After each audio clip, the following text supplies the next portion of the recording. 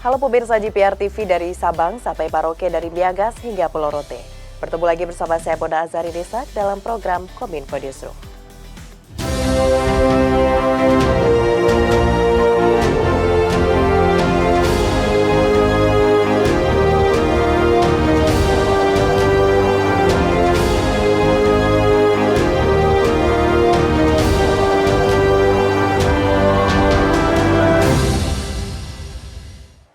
Pemirsa, kita ke informasi pertama. KTT ke-43 ASEAN akan digelar di jantung kota Jakarta, yakni Jakarta Convention Center yang berlokasi di kawasan Stadion Gelora Bung Karno, Jakarta Pusat. Mencegah terjadinya kepadatan arus lalu lintas, Kementerian Perhubungan bekerja sama dengan Polda Metro Jaya menyiapkan sejumlah skenario pengaturan arus lalin selama perhelatan berjalan.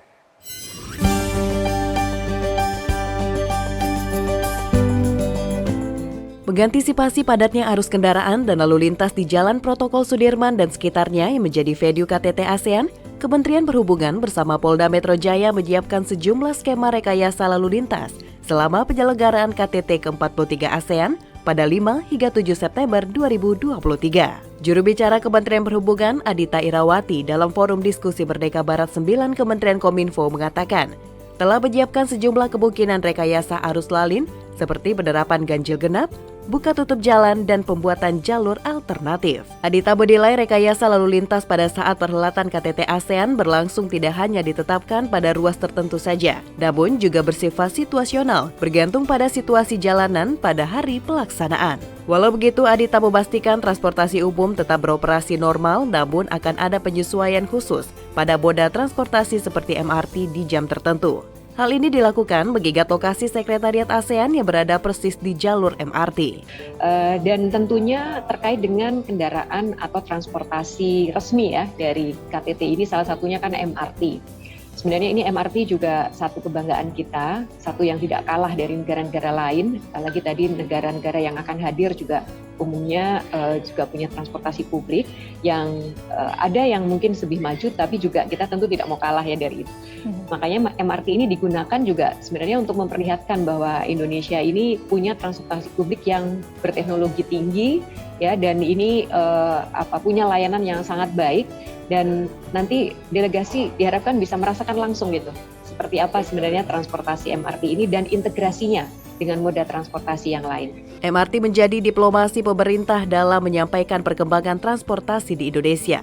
Melalui MRT, pemerintah ingin menunjukkan transportasi umum di Indonesia, khususnya Jakarta, tidak kalah dengan negara lain dan telah menggunakan teknologi tinggi. Para delegasi ASEAN nantinya akan menggunakan MRT sebagai moda transportasi untuk berpindah dari Sekretariat ASEAN menuju venue acara di GBK. Sementara pada kesempatan yang sama, Sekretaris Kementerian Sekretariat Negara, Setia Utama, dalam forum diskusi yang sama menyampaikan, rekayasa lalin khusus akan diberlakukan saat gelaran Gala Dinner KTT ke-43 ASEAN berlangsung. Kita akan lakukan rekayasa lalu lintas ya. Di hari H pelaksanaan Gala Dinner misalnya, kita akan tutup Jalan Jenderal Sudirman tapi hanya sepotong, mulai dari Semanggi sampai dengan bundaran Kementerian PAN itu, ya sepotong itu karena ada delegasi di situ. Pemirsa, pemerintah akan menyediakan sebanyak 510 unit mobil listrik bagi para tamu yang akan hadir saat penyelenggaraan KTT ke-43 ASEAN di Jakarta. Selain untuk mengurangi polusi udara, penggunaan mobil listrik juga sebagai bentuk komitmen Indonesia dalam mendukung nol emisi karbon pada tahun 2060 mendatang. Sekretaris Kementerian Sekretariat Negara Setia Utama mengatakan, pemerintah menyediakan mobil listrik sebagai salah satu moda transportasi yang digunakan oleh para delegasi negara anggota selama konferensi tingkat tinggi ke-43 ASEAN di Jakarta. Selain untuk mengurangi polusi udara, penggunaan mobil listrik juga untuk menunjukkan komitmen Indonesia dalam mendorong nol emisi karbon atau net zero emission kepada para negara anggota. Setia menjelaskan bahwa pihaknya telah menyepakati kerjasama dengan beberapa perusahaan mobil listrik untuk menyukseskan agenda internasional tersebut. Kita memang akan menggunakan line up mobil listrik untuk rangkaian para leaders dan juga delegasi yang lain. Secara lebih rinci, Setia menjelaskan jenis mobil yang akan digunakan oleh para delegasi yakni BMW i7, sejumlah 24 unit yang diperuntukkan sebagai transportasi para pemimpin negara anggota. Kemudian Toyota BZ4X sebanyak 76 unit untuk para menteri dan pejabat tinggi, Hyundai Ioniq 6 sebanyak 52 unit untuk para ibu pejabat serta cadangan tamu VVIP. Kemudian untuk electric vehicle jenis Hyundai Ioniq 5 yang disediakan 208 unit untuk para protokoler dan keamanan, serta Wuling Air EV sebanyak 150 unit sebagai kendaraan operasional. Bagi leadersnya itu pakai BMW i7 ini ya, jumlah 24 unit. Kemudian untuk ministersnya dan senior officer menggunakan Toyota BZ4X, kemudian Hyundai Ioniq 6 untuk spouses dan cadangan VVIP, ada Hyundai Ioniq 5 yang sudah pernah kita gunakan juga saat G20 dan ASEAN Labuan Bajo, dan juga Wuling Air EV untuk kendaraan operasional dan panitia, dan juga untuk para delegasi gitu ya, untuk membantu mereka. Jadi ini sudah kita siapkan semua. Ini untuk rangkaian ya, rangkaian yang harus ada untuk memfasilitasi para leader dan juga delegasinya. Selain kendaraan pribadi, Setia juga menyampaikan melalui kerjasama antara Kementerian Perhubungan dan Dinas Perhubungan DKI Jakarta, para tamu negara juga direncanakan akan tetap menggunakan MRT dan shuttle bus listrik untuk mengantarkan para tamu dari dan menuju Jakarta Convention Center. Jelang perhelatan KTT ke-43 ASEAN yang tinggal 1 minggu lagi, berbagai persiapan telah rampung. Satu dari 2 persiapan itu adalah lokasi gala dinner dan juga spons program. Pemerintah Pusat dan Pemprov DKI Jakarta disebut Sekretariat Kementerian Sekretariat Negara Setia Utama dalam Forum Merdeka Barat 9 Kementerian Kominfo memastikan Indonesia siap menggelar perhelatan KTT ke-43 ASEAN.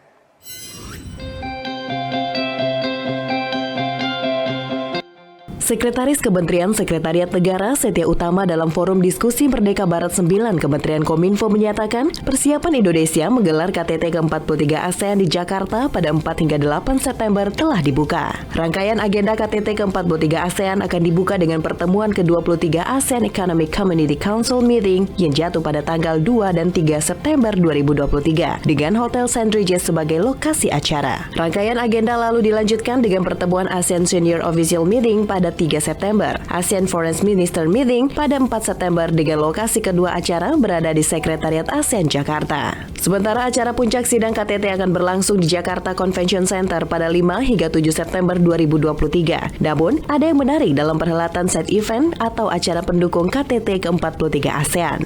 Perhelatan jamuan makan malam para kepala negara ASEAN dan mitra ASEAN akan digelar di salah satu lokasi ikonik kawasan GBK, yakni Hutan Kota GBK pada 6 September mendatang. Hutan Kota disebut Setia Utama dipilih sebagai lokasi gala dinner karena dikelilingi banyak pepohonan rindang yang hijau dengan pemandangan magis lampu perkantoran kawasan bisnis Sudirman. Dan di tanggal yang sama, pemerintah juga menggelar spons program di Taman Mini Indonesia Indah yang telah direnovasi tahun lalu. Spons program sendiri merupakan kegiatan khusus bagi istri para kepala negara. Tujuan acara ini adalah memperkenalkan kekayaan dan keanekaragaman budaya Indonesia.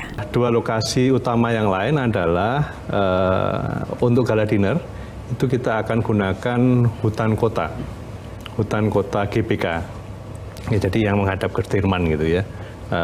Samping ada pintu 7 itu. Jadi masuk lewat pintu 7, di pojokan situ ada hutan kota. Ya, selama ini banyak digunakan oleh warga masyarakat untuk bersantai menghirup udara segar di sana. Nah, di tanggal 6 mulai jam 6 sore 6 September ya, pukul 6 sore sampai dengan malam hari akan diadakan gala dinner di sana. Itu yang pertama. Kemudian ada spouses program yang akan dilaksanakan di Taman Mini Indonesia Indah. Tepatnya di panggung budaya. Yang di sana kita bisa melihat arsipelagik pulau-pulau ya, semua pulau ada di sana. Setelah direvitalisasi oleh Kementerian PU, jadi akan bagus sekali nanti acara di sana untuk para ibu-ibu pendamping dari para kepala negara yang akan hadir di sini. Perhelatan KTT ke-43 ASEAN diagendakan dihadiri oleh 23 kepala negara, baik anggota ASEAN dan mitra ASEAN, serta 9 organisasi internasional terkait ASEAN dan ratusan jurnalis dari berbagai media, baik dalam dan luar negeri. Sekretaris Kementerian Sekretariat Negara Setya Utama menyebutkan bahwa pemerintah telah menyiapkan salah satu agenda konferensi tingkat tinggi ke-43 ASEAN di Jakarta, salah satunya dengan melibatkan para pelaku UMKM. Acara yang digelar di Sarinah dan Monas ini mulai dilaksanakan pada 7 hingga 9 September 2023 mendatang. Dalam rangkaian menyukseskan penyelenggaraan KTT ke-43 ASEAN di Jakarta pada 5 hingga 7 September 2023, pemerintah tidak hanya mengandalkan peran Kementerian Luar Negeri dan pemerintah Provinsi DKI Jakarta, tetapi juga melibatkan semua pihak termasuk komunitas unit usaha mikro kecil dan menengah. Sekretaris Kementerian Sekretariat Negara Setya Utama menyebutkan bahwa salah satu agenda konferensi tingkat tinggi ke-43 ASEAN di Jakarta, pemerintah menggandeng Ikatan Wanita Pengusaha Indonesia untuk dapat memeriahkan bagian dari KTT ASEAN. Acara yang digelar di Sarinah dan Monas pada 7 hingga 9 September 2023 ini dapat dihadiri oleh masyarakat umum dan para pelaku UMKM. Kemudian ada IWAPI, itu menyelenggarakan side event untuk keriaannya, jadi melibatkan UMKM. Ini diharapkan tamu-tamu dan masyarakat bisa mengunjungi tempat-tempat ini, Sarinah di Monas, untuk memeriahkan KTT ini sendiri. Gitu. Setya menjelaskan bahwa akan banyak elemen kejutan pada gelaran KTT ke-43 ASEAN yang akan datang, mengingat pemerintah telah menyiapkan setiap aspek secara matang. Hal tersebut sesuai dengan arahan Presiden Joko Widodo di mana penyelenggaraan KTT ke-43 ASEAN diperuntukkan untuk mempererat hubungan diplomatis, namun juga harus mampu memberikan dampak ekonomi dan sosial bagi masyarakat Indonesia. Kalau Pak Presiden concernnya adalah memberikan pelayanan terbaik pada tamu-tamu.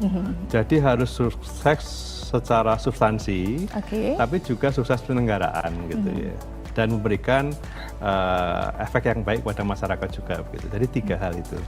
Jadi kalau hanya substansi tapi penyelenggaranya kurang bagus, maka itu biasanya dikenang. Jadi tadi dinernya kurang misalnya ya, pertunjukannya kurang spektakuler dan sebagainya, itu akan dikenang oleh delegasi yang hadir. Makanya harus bagus. Pemirsa, usai jeda pariwara kami akan kembali dengan informasi lainnya. Tetaplah bersama Kominfo Newsroom.